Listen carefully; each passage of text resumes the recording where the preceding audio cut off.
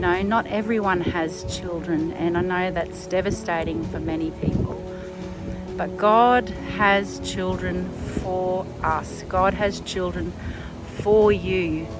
Spiritual children, children who don't have anyone that can give them any good. And they need you. They need people like me. My support worker actually is a mentor through a school program that's initiated by her church, and she's been doing that for, this will be her 3rd year with the same child, and it's such a blessing for both of them.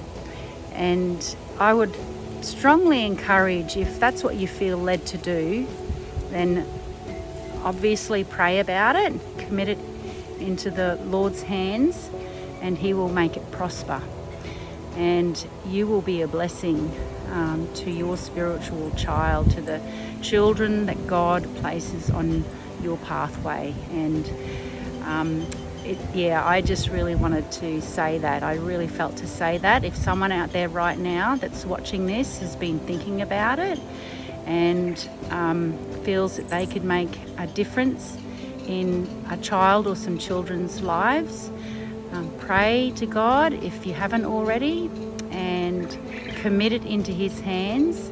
And I feel that you're going to be a great benefit holistically to whoever God brings on your pathway.